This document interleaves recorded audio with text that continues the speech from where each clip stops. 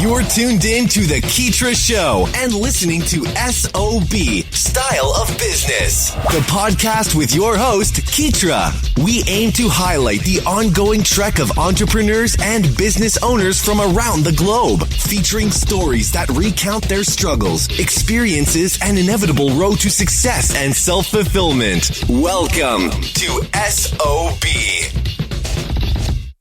Hey, what's up, everybody? Thanks for joining me again for another fantastic, wonderful episode of SOB, Style of Business.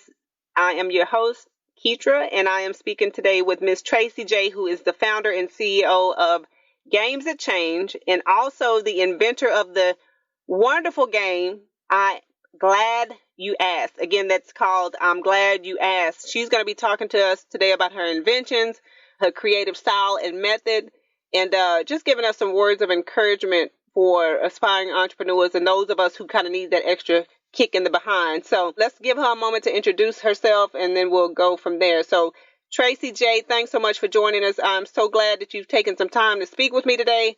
How's everything going for you this week? Well, I'm glad you asked. There we go. Okay, great. I love that. All right, that's perfect. No, this week is off to a really great start. I mean, it's Wednesday already, I think, and I can't even keep track. Thursday. Yeah, it says Thursday, actually, but I love that. Yeah, that'll work, too. Oh, my goodness. See, I didn't even know. It's Thursday. Who knew? That's okay. That's okay. Hey, don't feel bad. I get mixed up on my days, too, and I tell you what, sometimes when we've had those weeks that are extra busy, the closer it gets to Friday, the happier we get. So it's good to go. No worries there. How's everything going, though? Everything is good. Everything is good. I had a really great meeting this morning with some unexpected joy, so it's a good day. It's a good day. Perfect. Tracie Jae, and I want you to, now see, I could just kind of take over right here and give people the introduction, because I know you and I met at Houston Tech Talks, and that was a wonderful experience, because even, I'll get into that story later, but yeah, even then I was like, oh, okay, she's definitely on to something with I'm Glad You Asked. But go ahead and give us a brief introduction, your background, expertise, and company overview, and then what we'll do is we'll get into talking about Games That Change and some of your inventions from there. Okay, so I am a Houston native and have only ever lived in Houston, which is sort of rare around here. Yeah. And I have a business degree. My bachelor's degree is in business, and my master's degree is in strategic communication and leadership. Before this particular venture, I have been a sort of serial entrepreneur, and have tried many different things. But professionally, before that, I worked in the nonprofit sector mostly, and then I stuck my toes in education. I realized even though I want to be an educator, and I think that I am, particularly through my entrepreneurship, I'm an educator in that way, but I did not want to be in the classroom with small children. Exactly, yeah. I get it. I understand. I get it. I'm not going to ask any questions, but just to let you know, I get it, and I totally understand. Perfect. So that's where we are. All right. Sounds good, Tracie. Okay, so tell us more about Games That Change. So what inspired you to create this company? Because I know a big bulk of what you practice, what you preach, so to speak, it revolves around products that unite people and bring people together.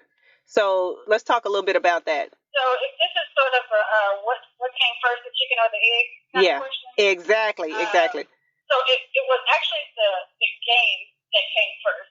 So the idea for the game woke me up, and so I got up from my sleep, took copious notes, and then I had a product.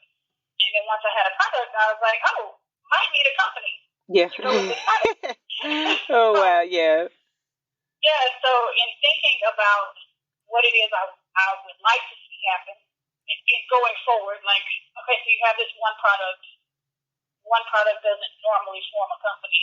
But going forward, I would like to create additional games that change something.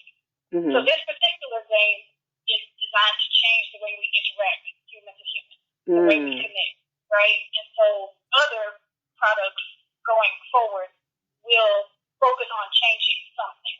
Maybe the same stuff, who knows? But we live in a world changing and where lots of things need to change. So I hope to play some part of that. Perfect. Yeah. Yeah. And I know you're also an author as well and mentor, and we'll get back into the mentorship and some of the things you're involved in a little bit later down in the interview. But tell us about your latest book. Yeah. So the latest book is old.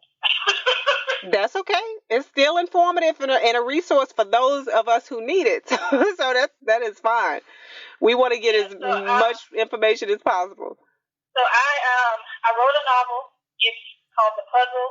It was written under another name, Okay. Tracie Jae, so many moons ago. And it is in the romantic fiction genre. And then I have a published book of poetry called Freedom First, which is now I think in its 10th year. Oh, wow. Congratulations on that. It was thank you. I think it's the first thing that I wrote and published under my name, Tracie Jae, which is a whole other story. Yeah. we all have those, right? Right. And now the things I write now are mostly informational things. I write on a blog occasionally and share my work on my website or on Facebook. Yeah, well, it definitely sounds like you are a all-around creative, which means that, to me, you're not limited to one source of work or one particular industry, which is always a good thing. So that's the reason why I said, okay, let's get the titles of those books out so we can at least kind of Google them. And for those of us who are interested, can go ahead and get those if we so choose. But yeah, I know as a creative, yeah, the works are not limited. So that part I do know. And I wanted to talk a bit about the first game, well, the product that you're currently pushing, which is, I'm glad you asked, and to kind of give the listeners a quick overview. One of the reasons why I was so interested in having you come on the show is because we were the Houston Tech Talks earlier this, the last couple, a month or two, like last month or whatever. Uh-huh. And so you get up and you give this pitch about, I'm glad you asked. So of course, when you're waiting for somebody to kind of deliver the headshot, the main point, and you got up there, you were like, hey, what is your favorite sauce? Do you like spicy sauce or hot or whatever it was? Basically, what happened was there was this crazy interaction in a room full of people that had not said a word to each other as we're going through the next part of the seminar that the guys were giving or the talk that they were having. They're like, hey, when you're in the audience and you're waiting for people to kind of get through the seminar, right, or the talk, you go from one step, second step, and then they invite a couple of entrepreneurs to come up and give their pitch or their spin, and you get up and you say, okay, hey, this is the game that I created, and I'm thinking, okay, she's going to go into a quick script of what the game is, why it's important, why you want to pitch it to people and get people interested. But you had a different approach. You got up and you actually put it out there. I think what was the question that you asked that kind of got people talking? Because to me, it was like, what is this? Because it worked. It was crazy. So the question was a this or that question. And it was this or that, light seasoning or heavy seasoning. Yeah. And guys, I'm telling you, you asked one question. Okay, now keep in mind, this is in a setting to where people that don't know each other, they're just kind of sitting side by side. And you give this pitch in regards to your product saying, hey, do you guys prefer, ask the person next to you or something like that. I think you mentioned something like that. It was along the lines of, do you prefer light seasoning or heavy seasoning? And then the response was people started to, I like light or I like heavy. And then the thing that happened after that was phenomenal because people were like, oh, well, why do you like, I can't stand heavy seasoning. I like my seasoning light. But at the end of the day, it kind of just highlighted what your game was about. I'm glad you asked, which was the whole purpose was to encourage conversation and actual human interaction. But the part that got me is when you asked that question, you were like, hey, do you prefer heavy or light seasoning? And then as soon as the people started engaging with each other and talking about what they preferred, you just walked off the stage. You were like, I'm done. You were like, case closed. It was so perfect because you didn't have anything else to prove. The product just kind of spoke for itself because you had proven the point with the interaction of the crowd, and then you took your seat. So at that point, I was like, I said, okay, we have to have her on SOB so that she can explain herself and let us know what happened. Yeah, but that was so inspiring to me just to see that because that was obviously had an impact on the people that were there.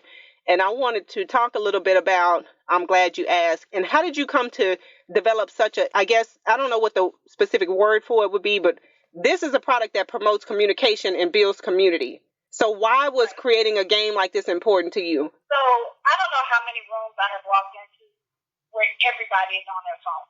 Yeah. And I mean, I love technology. I spend a lot of time on my phone too, and on my computer, and I grew up in the 80s, so technology came along as I came along, you know? Yeah. So I have an appreciation for technology. But I also think that because we are involved with technology, we are losing touch with humanity. So I particularly see it in the millennials, and I hate to always pigeonhole millennials because they get a bad rap, but in real life, they don't talk. They text or Facebook or Snapchat or whatever. Yeah. So it's becoming more and more uncommon to see people engage in regular conversation. That's why it's important to me. And even at the event that we were at, the Tech Talk. So you go to an event, everybody's there for one purpose, right? To get to know whatever is on the agenda, the topic of that day. Yeah. But you're in a room full of other human beings who you walk away from not knowing anything about. And all of us have a thing that we're trying to do in the world. The way to connect to another person and to get them interested in the things you're doing in the world is by building relationships. And we're not building relationships if we're just sitting next to each other, absorbing information and never talking. Oh, wow. That's true.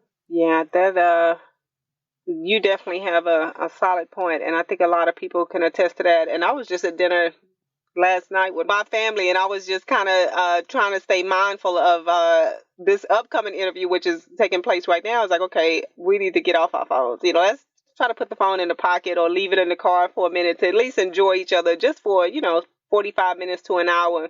So I certainly agree. And I know you also have a passion for working with the youth and especially young girls. And you serve on the board of directors for the YWCA in Houston and also the host committee for Girls Empowerment Network's We Are Girls Houston. And so I'm a past board member for YWCA. I served, last year was my first year not on the board. But I'm still a huge supporter of that organization, and I love the work that they do and encourage anybody else who wants to get to know them to do that. Yeah, and what I wanted to know is when you're in positions like that, how has that allowed you to foster creativity and entrepreneurship?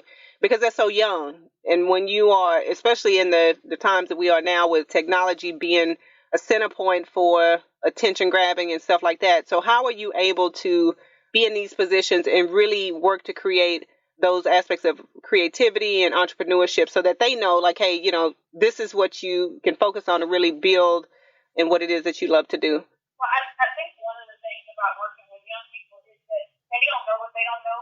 They have no idea how many opportunities are available to them in the world. And so when they meet somebody who had an idea and walked into that idea, that gives them, I think, courage to say, whatever it is I'm thinking of, whatever I'm dreaming about, I can do that thing. And even if it feels crazy or it looks silly to somebody else, if it's the thing that's in me and it's the thing that I'm called to do, then I can do it.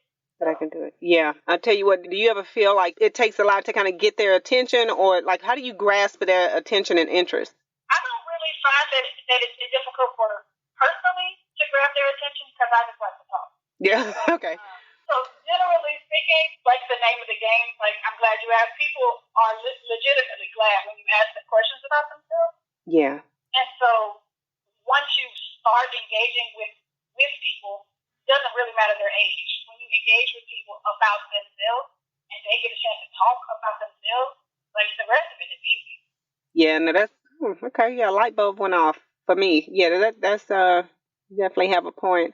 And I know that that's good stuff. See, I'm conducting the interview, but I'm also kind of thinking as you're kind of hitting home with a lot of these major points. So I appreciate that. And speaking of creativity and entrepreneurship, when you decided that, okay, you had this dream or some sort of insight to create this product, Games That Change, you wrote down everything, you had all the notes ready to go. What resources did you utilize, or what resources did you tap into to get the idea from your head to paper, and then also obviously a tangible product? And then in addition to that, like, did you have a plan in place rather after you decided, okay, I'm going to take this product from these notes and I'm going to have something that goes to market? Like, did you have a specific plan in place? So a few years ago, my husband and I, who's now my ex-husband, had an idea for a product. And part of that was a card game. And we never did anything with it. So I had already sort of done some research on what it would take to produce a card game. But then I laid those notes to the side because I didn't have any reason for them. So then when this idea woke me up, and it was clearly, this is going to be a card game, it's going to be questions. The questions came to me, all of it, like in a matter of a couple of hours. I knew already where I could go to get them printed. And my plan really was get the one deck so I could have something tangible in my hand. Yeah. And play with as many people as I could and take orders. That was my plan. Yeah. And then I hosted a small party with some close friends, and one of those friends said, you need to have more than this one deck. And so she planted a seed so that I could get the product and sell them. That's how this whole thing got started. So it wasn't really that I had a plan because I didn't even know that I was going to do a thing. The thing woke me up, and I said yes, and then I just tried to be obedient to where I'm led.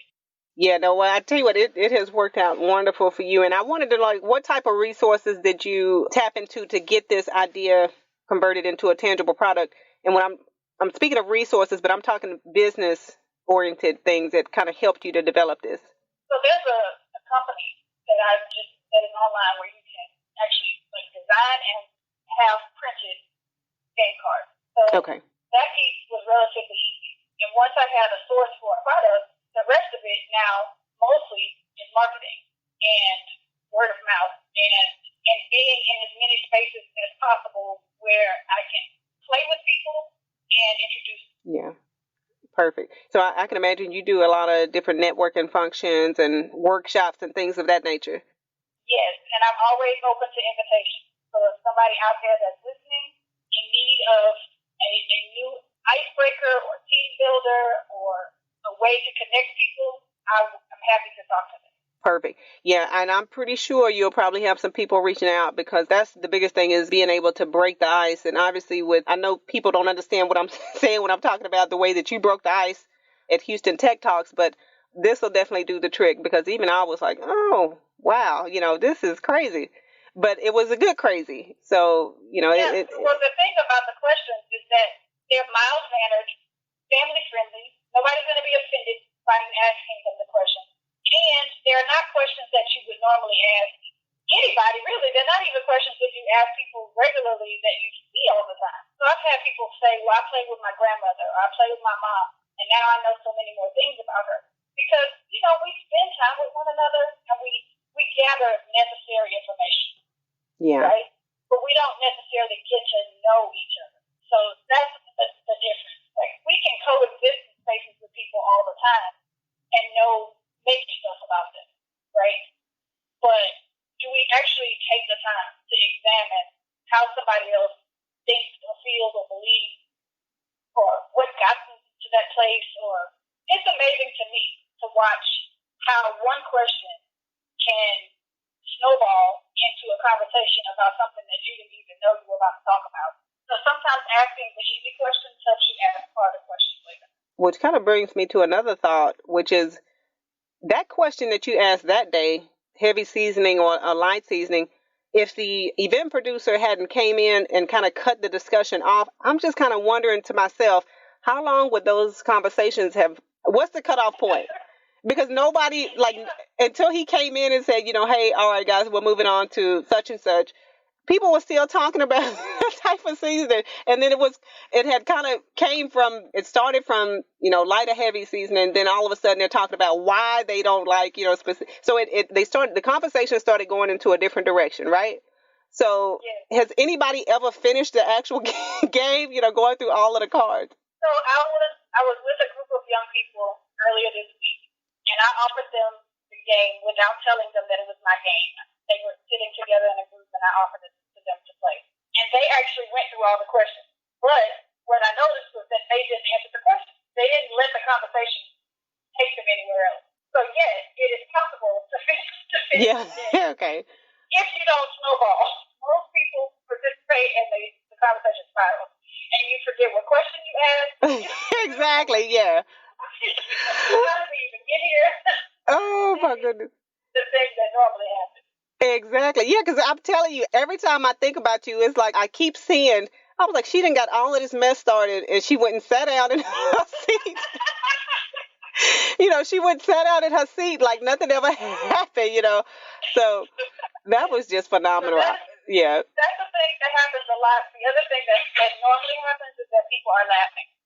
Exactly. To see how much laughter happens as a result of people playing this game. Yeah, it's the perfect game. It's the perfect game, and I'll definitely. There'll be an opportunity here shortly where you can make sure that people know where they can go and purchase it, because I think it's just great all around for family, companies, friends, whatever, and it's totally engaging too, which is a good thing.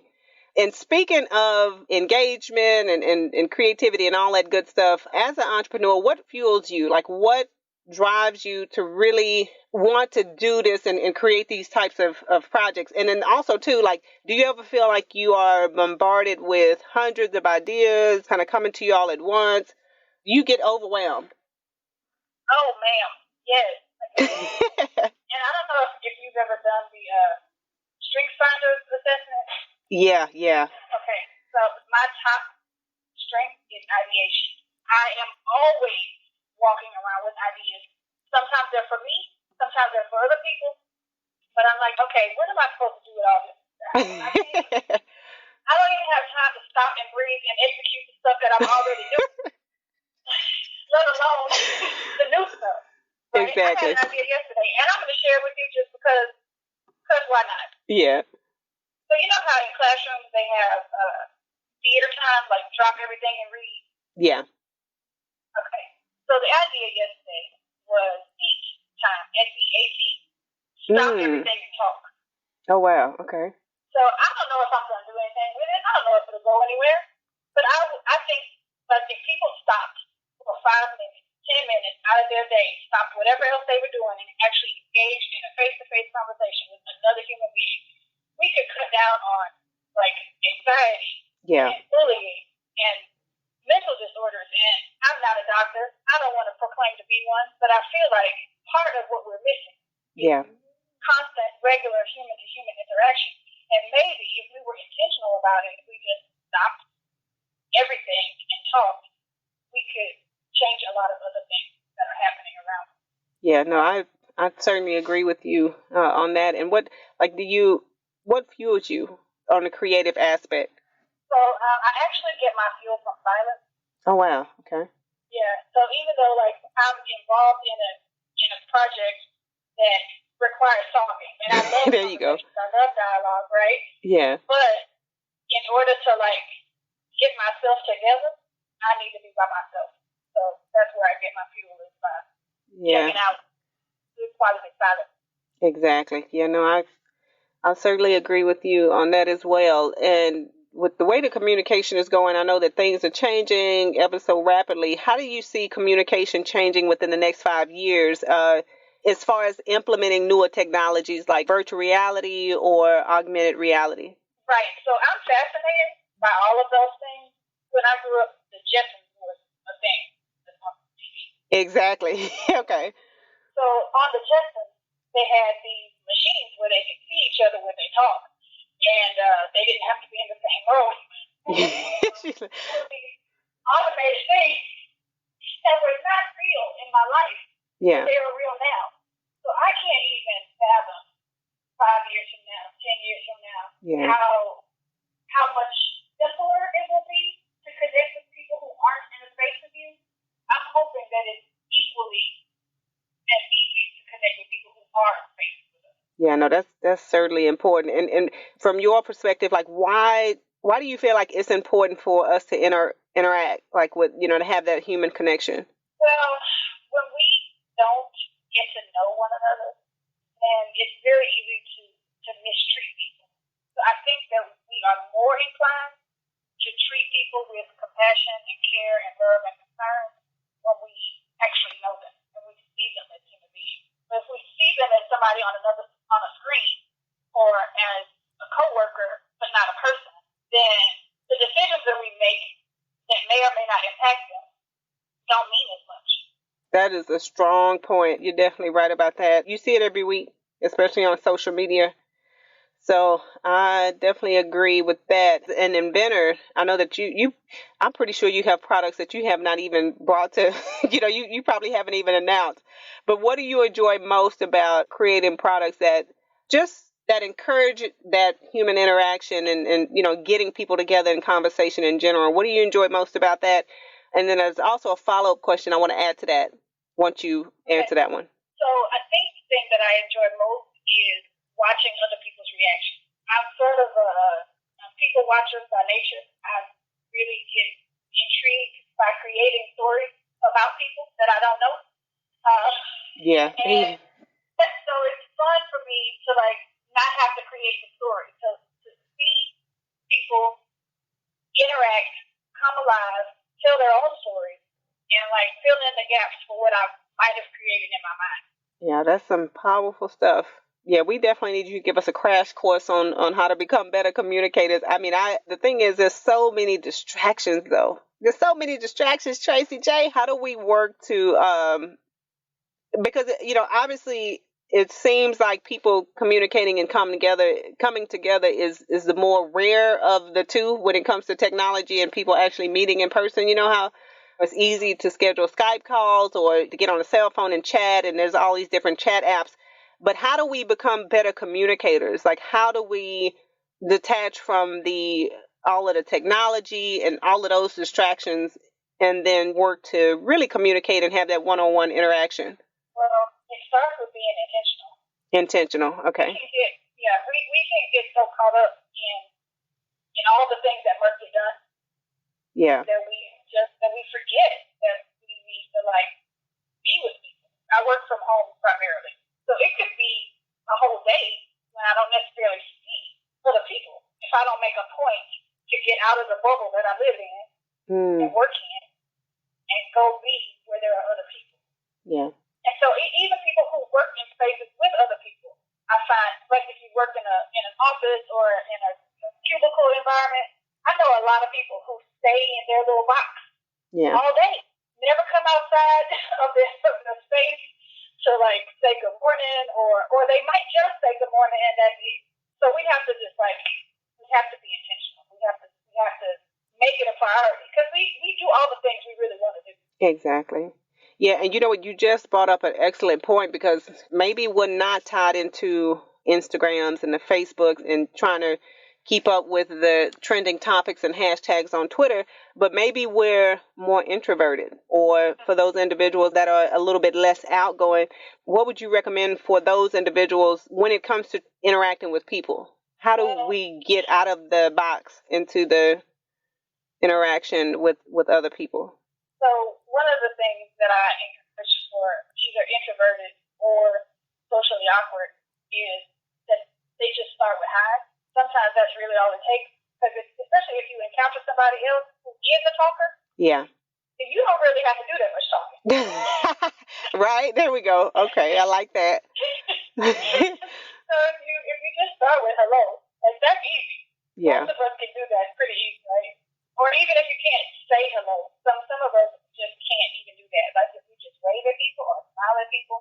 I walk in the park most mornings, or as many mornings as I can get myself together. Yeah.